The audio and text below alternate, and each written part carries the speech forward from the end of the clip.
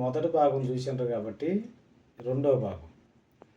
ఈ మహాముని ఆ అల్లీదేవిని పెళ్లి చేసుకొని ఇంకా ఆవంతుని వచ్చి ఆ ఆశ్రమంలో హాయిగా ఆనందంగా గడుపుతున్నారు.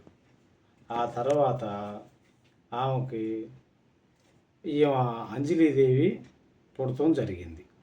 అంజలీదేవి పుట్టి కమకమలాడుతూ పెరుగుతూ ఉండగా ఈ మహాముని తెల్లారేపాటికల్లా 101 లింగాకారాన్ని పూజ చేసుకునే తపస్సు ఉంది కనుక ఈయన తక్షణమే పొద్దు పొడిచెరకల్లా ఏడి తానం చేసి వచ్చి ఈయన తపస్సు ఫలించిన తర్వాత ఈయన ఇంటికి వచ్చే మార్గం ఉంది.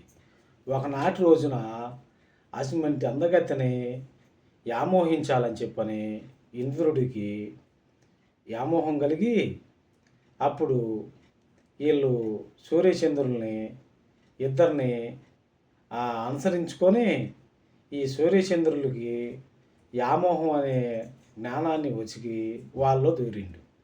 వీళ్ళు ఎప్పుడైతే బాగా రేతి నడిచాం కాడ ఈ చంద్రుడేమో కోరి కూసినట్టు సూర్యుడేమో ఎర్రకావిరి వేసినట్టుగా అనిపించింది. ఎమ్మటే మహాముని లేచి చూసి అరే రే తెల్లారవుతుంది అని చెప్పని నడిజాంకాడ పోయి గబక్కన గంగలో చేయి పెడతాం వల్ల గంగ నది మహాముని ఏలగాని ఏలకాడ నన్ను తాగ్గాకండయ్యా ఇప్పుడే కాస్త ప్రశాంతత దొరుకుతుంది అని చెప్పిన అనగా ఇదే ఆ సంగతి అని చెప్పని కట్టక్కన ఆడ కూర్చోవడం జరిగింది.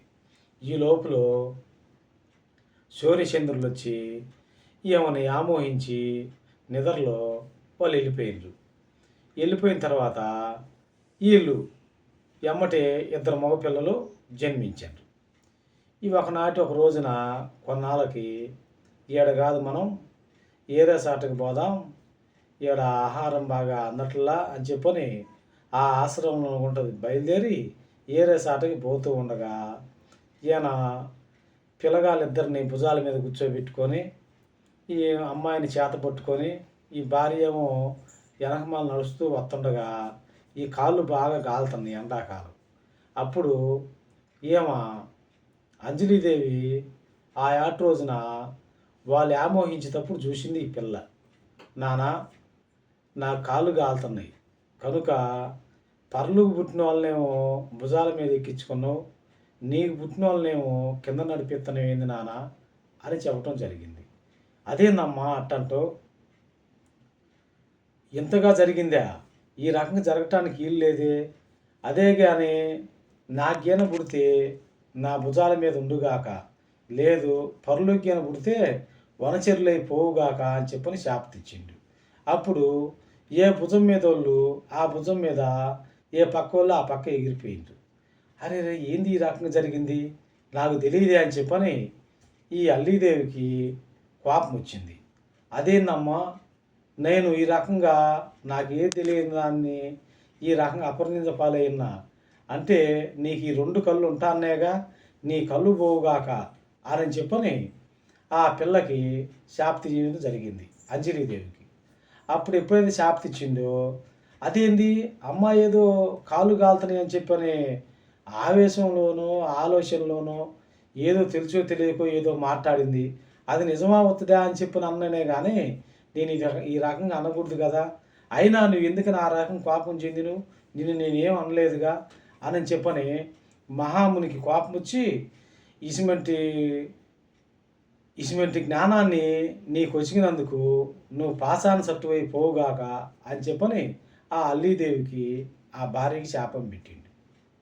అప్పుడు ఇంకేం చేయాలి, ఈ పిల్ల కళ్ళు లేవు, ఏమైనా ఏ రకంగా చాకాలి మనం అని చెప్పని అప్పుడు గాలిదేవుని పిలిచి నాయన ఏ రకంగా అయినా సరే ఈయన్ని ఏమని నువ్వు జాకాల అని చెప్పని వాయుదేవుని పిలిచి చెప్పడంతో అయ్యా నేను ఏ రకంగా ఒక రకంగా జాక్కుంటా కానీ ఈ అమ్మాయి నాకేమవుతుంది అని చెప్పిన అనగా ఏమని చెప్పాలి, సాకే వాళ్ళని ఏమని చెబుతురు, పెద్దవాళ్ళకినైతేనేమో నీ బిడ్డ లాంటిదయ్యా అంటారు, లేదు చిరకాలం సాకాలి అని అంటే భర్తేగా కనుక అయ్యా ఏమని భార్య లాంటిది కనుక ఏమని ఉన్నంతకాలం సాకాల్సిన బాధ్యత నీదే అని చెప్పని ఆ మహాముని చెప్పటం జరిగింది.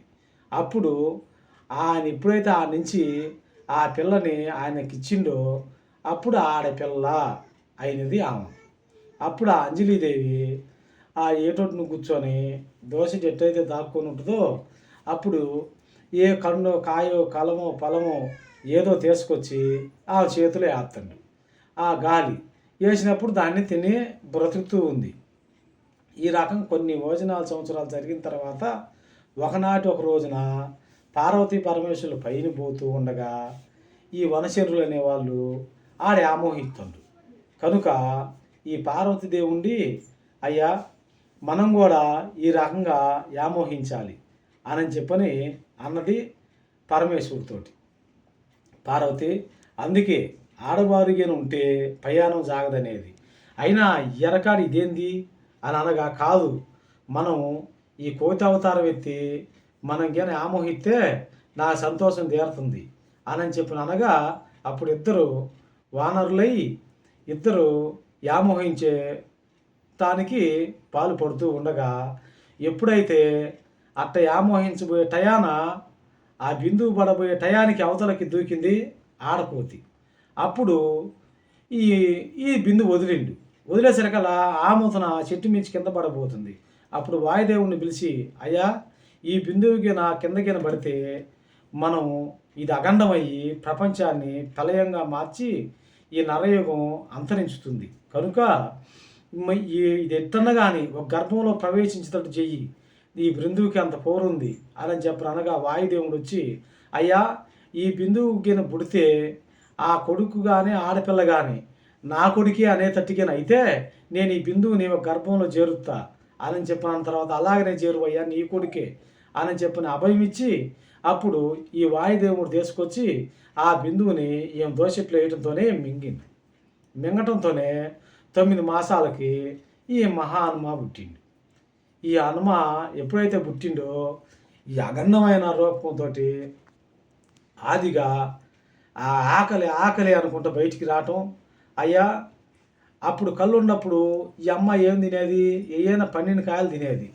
కనుక అయ్యా ఆకలి అంటున్నావు కాబట్టి ఏదైనా ఎర్రగా ఉండే పండు తిను, నీ ఆకలి తీరుతుంది అనగా ఆ తెల్లారి పొద్దున్నే చూడటంతోనే ఎర్రగా సూర్యుడు రాస్తూ ఉండగా ఆ సూర్యుని చూసి పండు అంటే ఇదేనేమో అని చెప్పని ఆ పండుని మింగటం జాగింది.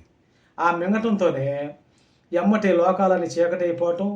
ఈ చీకటి ఎప్పుడైతే అయిపోయిందో ముల్లోకాల కల్లోలమయ్యి దేవతలందరూ కూడా గల్లోలెత్తి ఆవంతను వచ్చి యాడికి పోయిండు సూర్యుడు అని చెప్పి అనుకోవడం జరగగా అప్పుడు పలాని ఆయన మింగిండు, పలాని బాలుడు ఏ రకంగా రావాలి అన్నప్పుడు అప్పుడు ఇంద్రుడు ఆ ఖడ్గం వదలటం ఎప్పుడైతే ఆయన పడిపోవటం జరిగింది. పడిపోయినప్పుడు ఇంద్రుడు సూర్యుడు కింద నుంచి వచ్చిండు. ఎప్పుడైతే వెనక నుంచి భాగంలో రావటంతో అందుకే వెనక భాగం కోతులకి ఎర్రంగా ఉండేది. అప్పుడు ఆ రకంగా రావడంతోనే ఇంకా గాలిదేవుడు పోయి గృహలో కూర్చున్నాడు. నేనెంతో తపస్సుగా ఫలించి నాకు ఈ రకంగా కొడుకును పుట్టించుకుంటే ఈ రకంగా చేస్తుండ్రా, కనుక నేను రాను అని చెప్పిన గృహలో కూర్చోవడంతోనే సూర్యుడు లేకపోయినా కాసేపు అయినా బతకొచ్చేమో, గాలి లేకపోతే ఏడ బతుకుతాం. అప్పుడు ఇంకా వీళ్ళందరూ కూడా తల్లకిందులైపోయి సూర్యచంద్రులుగా వీళ్ళు బ్రహ్మ విష్ణు మహేశ్వరులు మొత్తం వచ్చి అయ్యా వాయుదేవా నీ కొడుకుని చిరంజీవిగా బ్రతికెత్తాం కనుక నువ్వు బయటికి రావాల్సిందేనని చెప్పని అప్పుడు ఆంజనేయ స్వామిని బ్రతికేయటం జరిగినది. కనుక ఈ కథ విన్న వాళ్ళకి ఆయురారోగ్యాలు ఉసికి ఆనందంగా జీవితాన్ని గడపటం సత్యం అనేదాన్ని విన్నారు కాబట్టి సత్యంగా ఉండటం జరుగుతుంది. కనుక ఈ కథ మహా మంచి కథ. ఈ కథ వినండి. ఈ కథకి వింటే మహాపుణ్యఫలం కలిగి మంచి జ్ఞానంతో పిల్లలు కూడా మహా సంతోషంగా ఉండటం జరుగుతుంది.